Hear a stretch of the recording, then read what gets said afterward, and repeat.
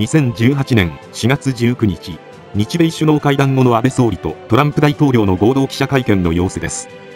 徹底した反安倍政権の姿勢を貫く日本のオールドメディアでは、ほとんど報じられない映像、報じられたとしてもごく一部を切り取り、安倍政権を貶めるような作りに終始。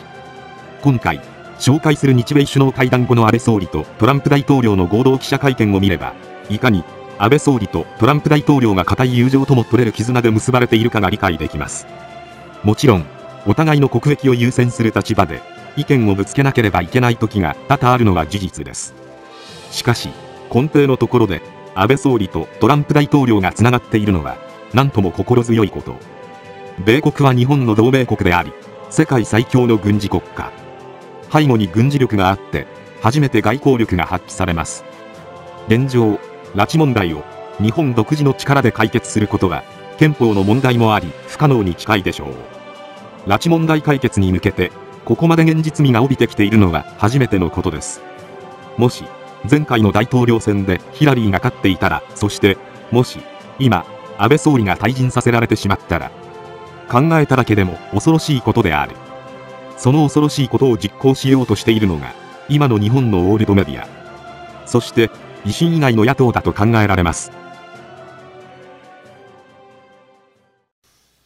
And I think our allies really were absolutely world-class, wonderful.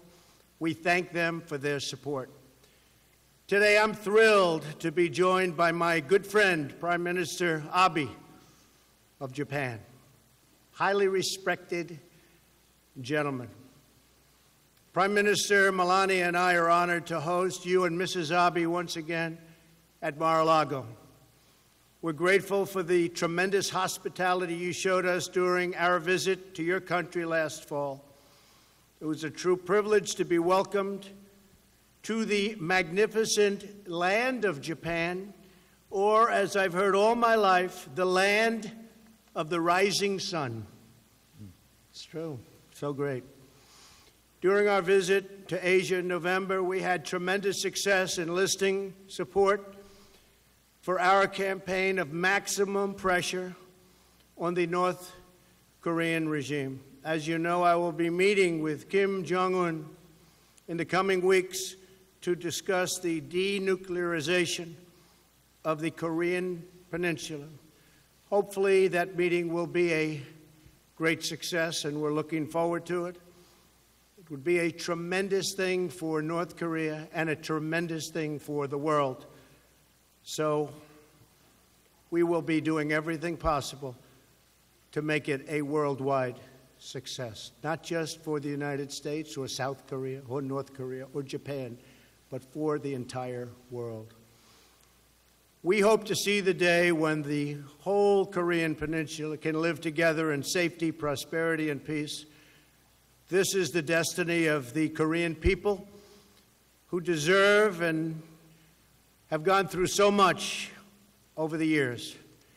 We hope it all works out. We'll be trying very hard. I want to thank the Prime Minister for his insight and support over the past year as we have pursued the dream of a peaceful, nuclear-free Korea. Shinzo, you have worked very hard along with us and all of our people, and we thank you very much. And we're with you. And you're a lot closer than we are, but we're working on this together. Okay? Thank you very much. Your support has been critical to getting us to this important moment in time. It's a historic moment, and possibly beyond that if it works out properly. Our discussions today reaffirmed the close cooperation between the United States and Japan on the issue of North Korea and our common defense. We will not repeat the mistakes of previous administrations. Our campaign of maximum pressure will continue until North Korea denuclearizes. We have great respect for many aspects of what they're doing, but we have to get it together. We have to end nuclear weapons, ideally in all parts of the world. That would be a goal for all of us to hope for, and to cherish. As I've said before, there is a bright path available to North Korea when it achieves denuclearization in a complete and verifiable and irreversible way. It will be a great day for them. It will be a great day for the world. During my visit to Japan last fall, I met with Japanese families who endured the terrible heartbreak of having their loved ones abducted by the North Korean regime. We want to see these families reunited as soon as possible. And I know for a fact that it's one of the truly most important things on Shinzo's mind.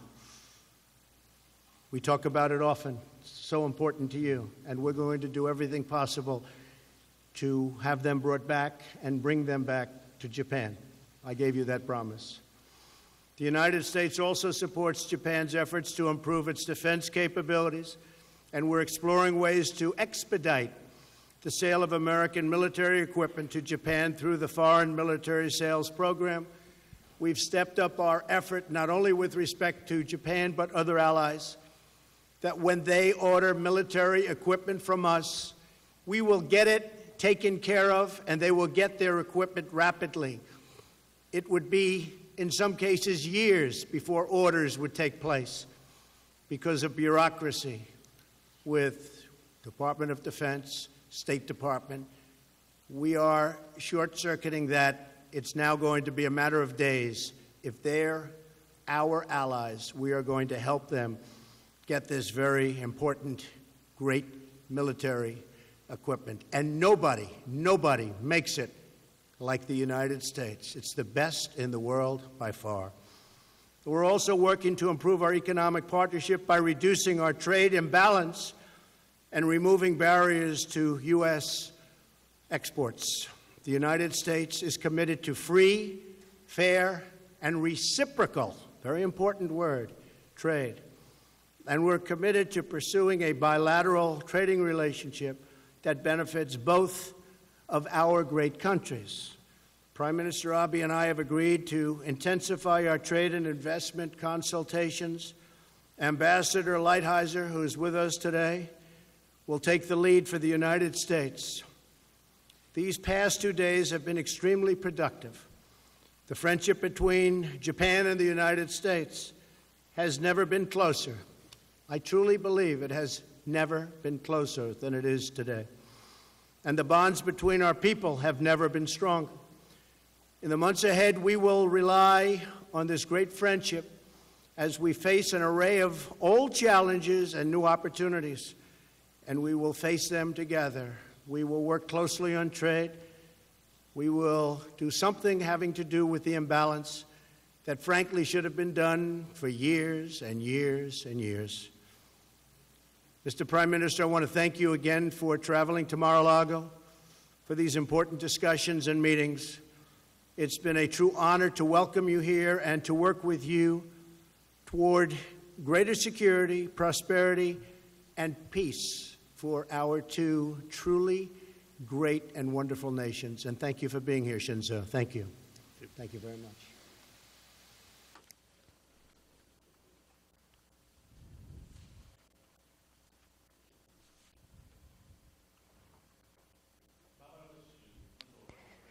Mrs. Barbara Bush, the former First Lady, she has passed away. On representing the Japanese people, I would like to express my condolences to former President Bush and to all the family members. We express our heartfelt condolences. The infinitely blue sky, refreshing and soothing sea breeze. It was a great pleasure to be invited once again to this beautiful Mar-a-Lago and in a relaxed atmosphere to spend significant length of time with President Trump to engage in fruitful discussion in a frank and straightforward manner. About a year ago at this place, at the very moment I was at dinner with President Trump, North Korea dared to launch ballistic missiles. It is absolutely intolerable.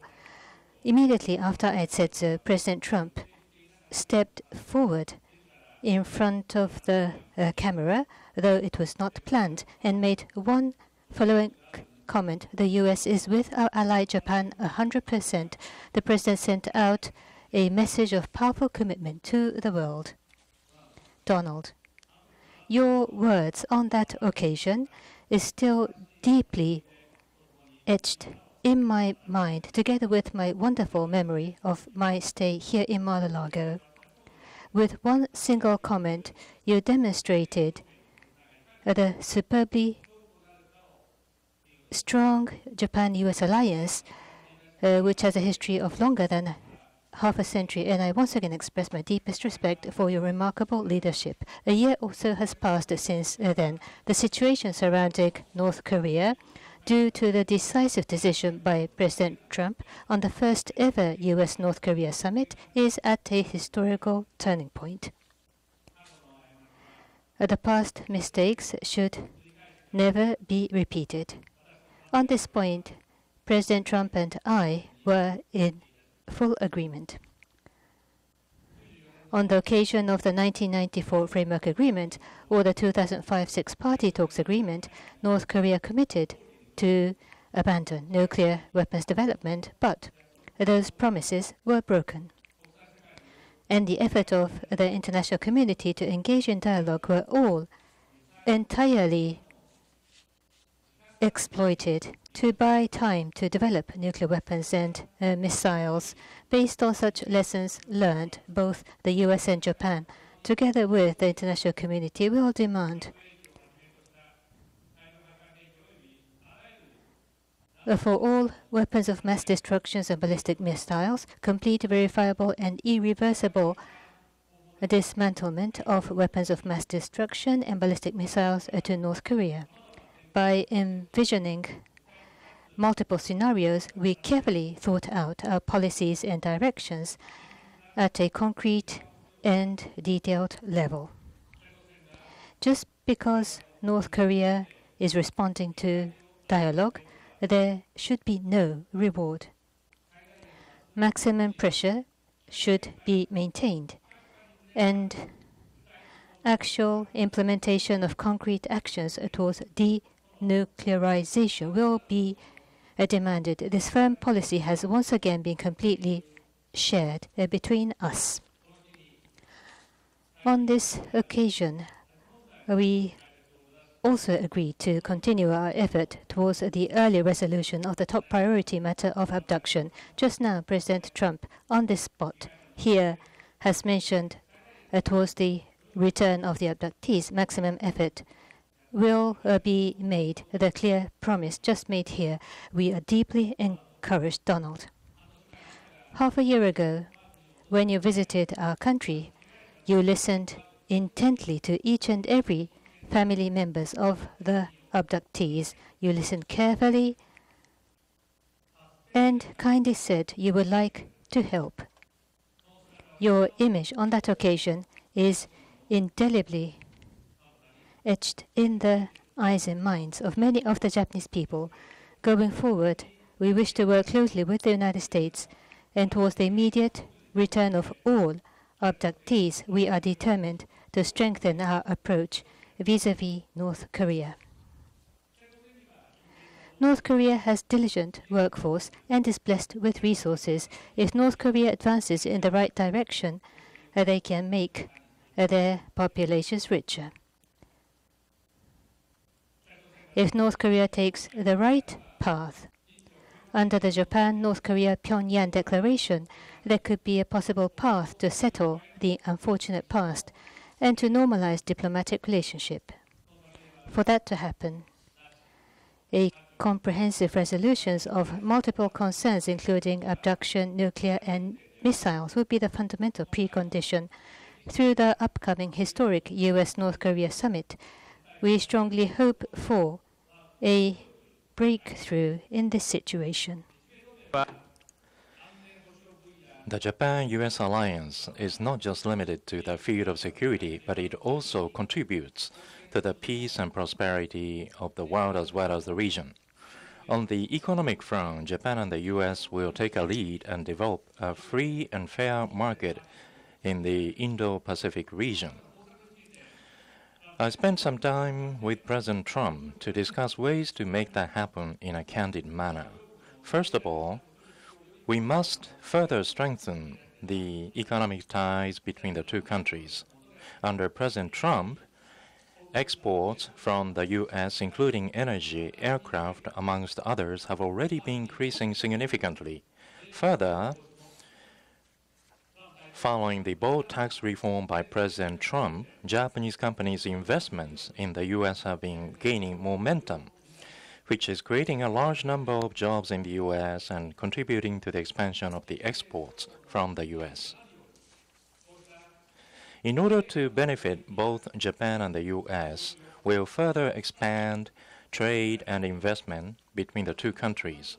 Building upon that foundation, we'll aim to realize economic development in the free and open Indo-Pacific region based on fair rules. To make that happen, at this time, President Trump and I agreed to start talks for free, fair, and reciprocal trade deals. And Minister Motegi will be responsible for these talks on the side of Japan. Minister Motegi and U.S. Trade Representative Lighthizer, I hope will have a very fruitful discussions. Over the last 2 days, President Trump and I have spent more than 7 hours together over meals and playing golf, while at the same time we were able to hold extremely fulfilling talks in a relaxing atmosphere. The last 2 days were the time when I was able to further deepen my friendship and relationship of trust with President Trump. Lastly, I'd like to express my sincere appreciation to Donald and First Lady Melania for their wonderful hospitality as well as the continued warm-hearted welcome of the people of the United States. Thank you. Thank you very much, Enzo. Appreciate it. Questions? Mark Landler. Mark. Thank you very much, Mr. President. Mr. Prime Minister, nice to see you again. Mr. President, you sent your CIA director to Pyongyang a couple of weeks ago, and he returned without 3 Americans who are being detained there, and also without any other visible signs of concessions the North Koreans had made to the United States in advance of your meeting with Mr. Kim. My question is, do you intend or are you willing to sit down with Kim Jong-un if Americans are still being held in North Korea? And will you insist on other tangible concessions from the North Koreans in return for gestures like sending a potential future Secretary of State to North Korea? And from the Prime Minister, if I may, you a moment ago alluded to new trade talks between your minister and Mr. Lighthizer. Should we interpret that to mean that you are now open to negotiating a bilateral trade deal between the United States and Japan? And then a second question, Japan is the only major American ally that was not exempted from the steel tariffs. Did you ask the President to exempt Japan, and if so, how did he reply? Thank you, Mark, very much. The fact is that they do have 3 prisoners. We have been talking about them. We're negotiating now. We are doing our very best. As you know, they've been there a long time, and it's harsh treatment. We fought very hard to get Otto Warmbier back, and when we came back, he was in very, very bad condition. It was a very sad event. We are likewise fighting very diligently to get the 3 American citizens back. I think there's a good chance of doing it. We're having very good dialogue. We will keep you informed, but we are in there, and we are working very hard on that. We have come a long way with North Korea. We were, as you know, and when I say we, for many years they've been talking to North Korea, and nothing's happened. This should have been taken care of by past administrations when they were not nearly so far along. But we put unbelievably powerful sanctions on and many other things. I want to thank publicly President Xi of China, who has done more for us than he's done for any other administration or than any leader of China has done for any president or administration. He has clogged up the border, as you know, and he's done it very, very powerfully. He would tell you himself that he never thought he would go to this extent, and I appreciate that very much, but it's put a lot of pressure on. As you know, 93% of the goods coming into North Korea come in from China, and President Xi understands that this is a very important set of months that are lying ahead. He doesn't want to see a Korea, North Korea, or any Korea that has nuclear weapons either. So he's also fighting for China when it comes to this. But he has been terrific. Can he be better? I always say, yes, he can be better. I said, President, you've been great. Can you be better? Yes. But he's been very good, and it's had a big impact, and what we've done has had a big impact. So we've never been in a position like this with that regime, whether it's father, grandfather, or son, and I hope to have a very successful meeting. If we don't think it's going to be successful, Mark, we won't have it. We won't have it. If I think that it's a meeting that is not going to be fruitful, we're not going to go. If the meeting, when I'm there, is not fruitful, I will respectfully leave the meeting, and we'll continue what we're doing or whatever it is that will continue, but something will happen. So I like always remaining flexible, and will remain flexible here. I've gotten it to this point. President Moon of South Korea was very generous when he said if it weren't for Donald Trump, the Olympics would have been a total failure. It was my involvement and the involvement of our great country that made the Olympics a very successful Olympics. If you look at ticket sales prior to what took place with respect to North Korea, it was going to be a big problem, and it turned out to be a very successful Olympics. So we've gotten us here, and I think we're going to be successful. But if for any reason I feel we're not, we end. Okay? Thank you, Mark.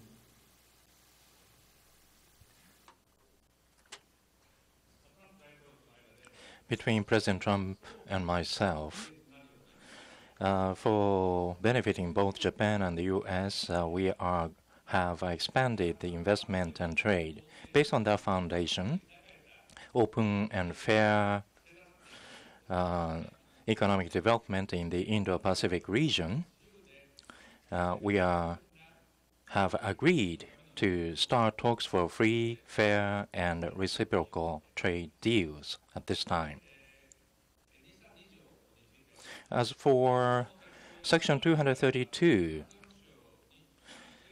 Japanese steel and aluminum would not exert any negative influence on the U.S. security. Rather, it's our position that the quality of Japanese products is high. Many of those products are difficult to be replaced with, and they are greatly contributing to the U.S. industries and employment. So recognizing that, we'd like to continue to respond to this matter going forward.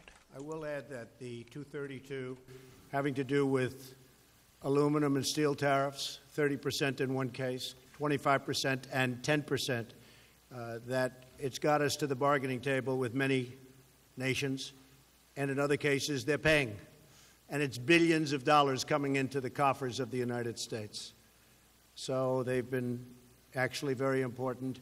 If you look at what we did with solar panels, where we put 30% tariffs on, we had 32 companies opened with pretty new plants because it's a relatively new industry. Of the 32 plants, 30 were closed and 2 were not doing well. Since putting the tariffs on, the 2 are doing very well. 7 or 8 are going to be opening, and a lot more will open. Same thing with washing machines. We were, believe it or not, having washing machines dumped all over the country. We put tariffs on, and we're now opening up and expanding companies that create and make, which is actually a very big business, washing machines and dryers. So the workers of our country know what's happening. We have companies moving up from Mexico, automobile companies, And they're building new plants in Michigan and Ohio and Pennsylvania and Kentucky and expanding their plants. A lot of things are happening. Our country is doing very, very well. So, and it's going to continue. It's going to continue. A lot of great momentum.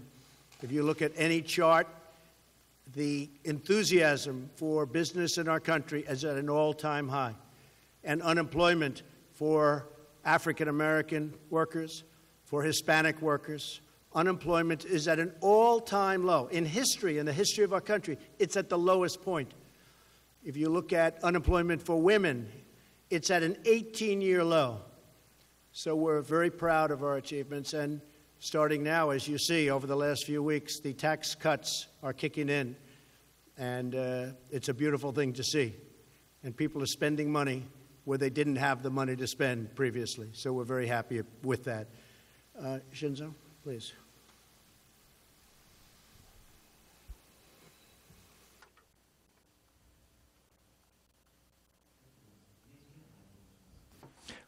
I'm Harao NHK.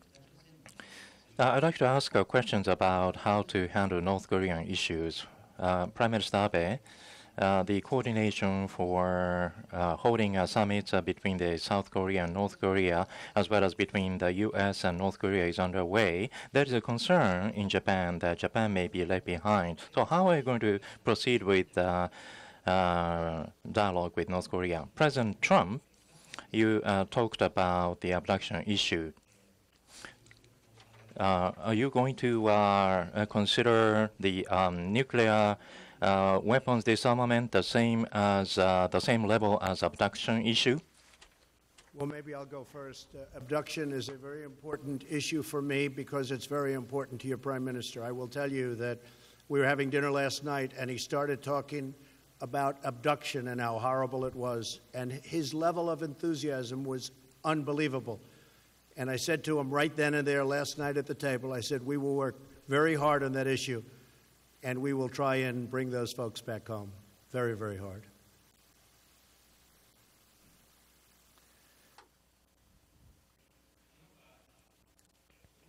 Whether Japan will be left behind, that is not at all the case. In the last 2 days, together with President Trump, we have spoken about North Korea. There will be the inter-Korean talks, and the U.S.-North Korea summit is planned. We have gone into really in-depth discussion about a policy and direction. We have reached agreement.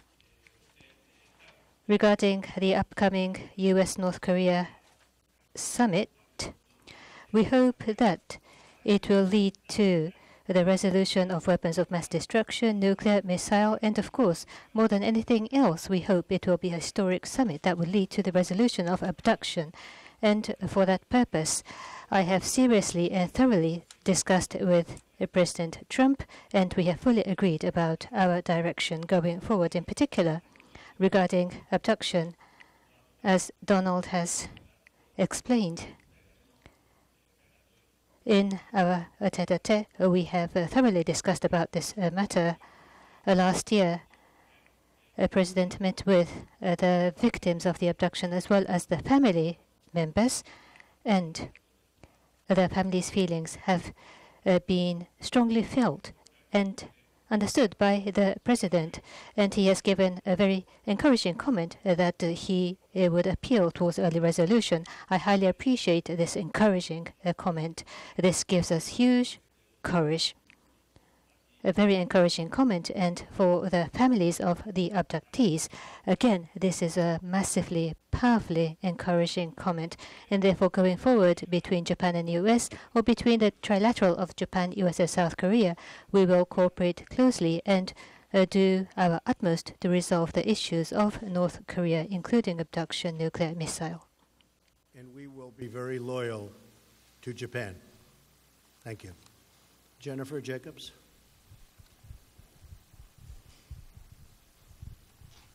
Thank you, Mr. President.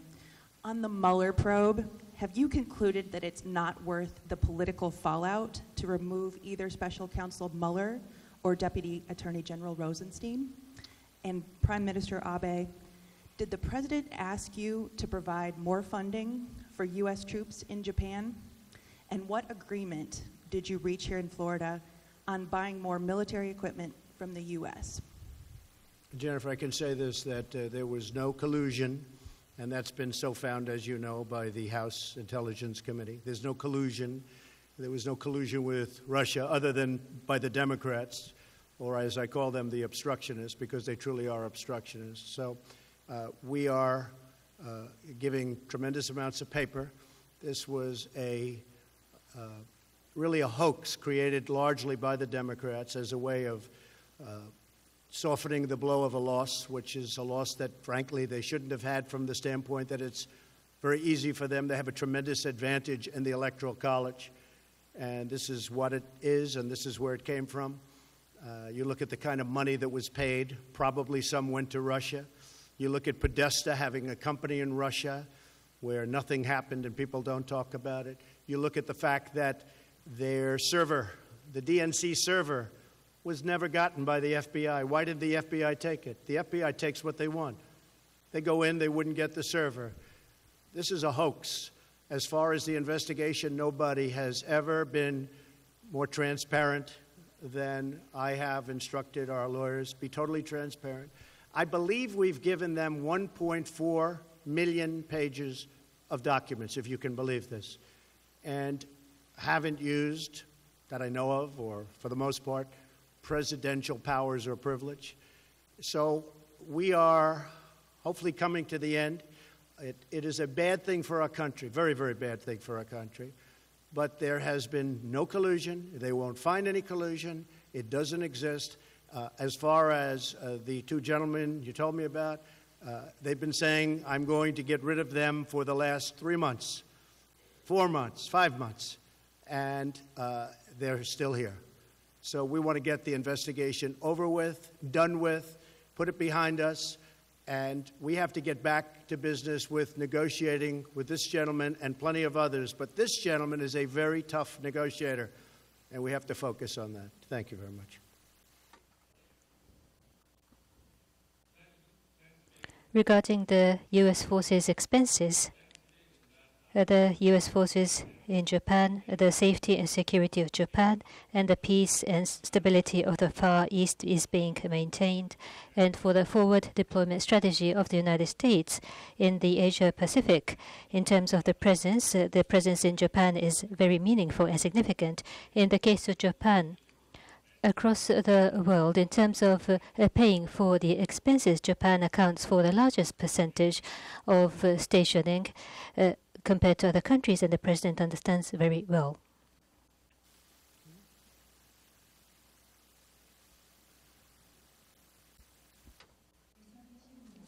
I'm Takita with the Sankei News. I have a question for President Trump. This is the follow-up question for 232. And so you don't have any intention to exempt Japan at this point in time, and President Trump and Prime Minister Abe, with regard to trade, you are going to establish new talks for trade.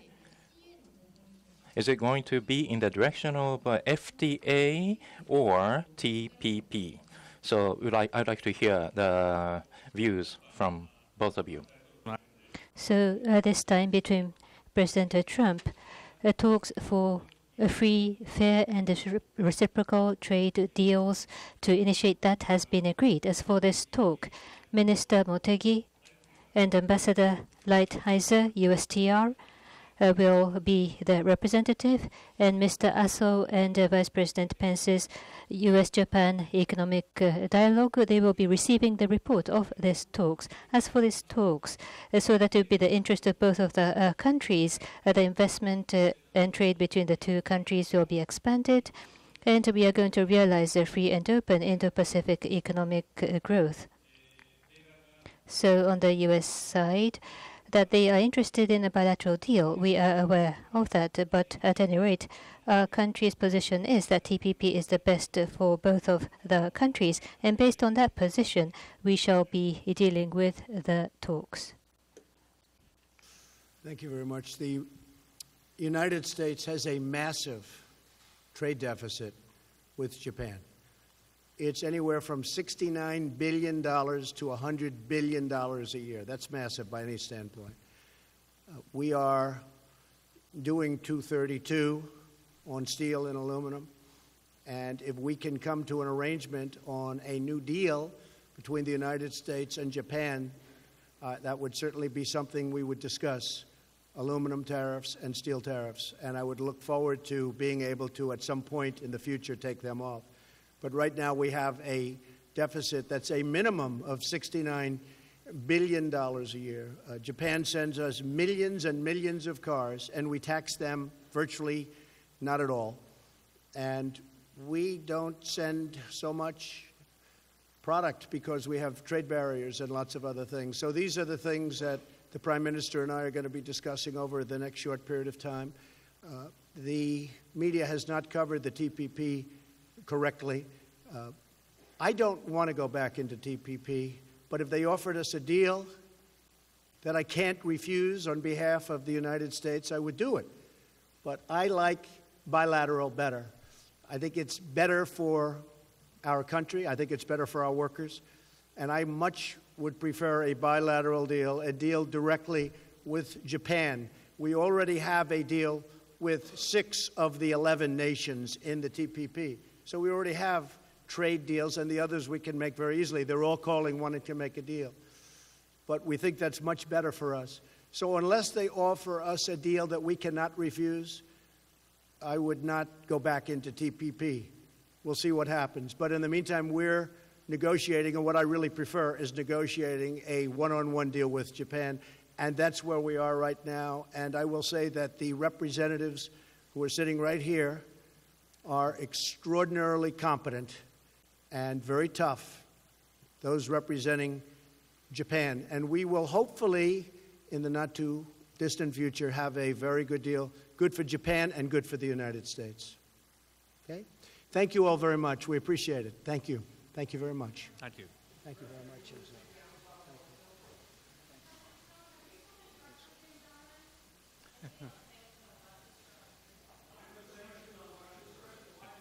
Yeah, we'll do sanctions as soon as they very much deserve it. We will have, that is a question. There has been nobody tougher on Russia than President Donald Trump. Between building up the military, between creating tremendous, vast amounts of oil, we raised billions and billions of dollars extra in NATO. We had a very, very severe, we were talking about it a little while, fight in Syria recently, a month ago, between our troops and Russian troops, and that's very sad. But many people died in that fight. There has been nobody tougher than me. With the media, no matter what I did, it's never tough enough, because that's their narrative. But Russia will tell you there has been nobody tougher than Donald Trump. And then the other night, we had a strike in Syria, which was absolute precision. I leave it with this. With all of that said, if we can get along with China, and if we can get along with Russia, and if we can get along with Japan and other nations, that's a good thing, not a bad thing. Just remember that. If we got along with other nations, that's good, not bad. Thank you very much, everybody.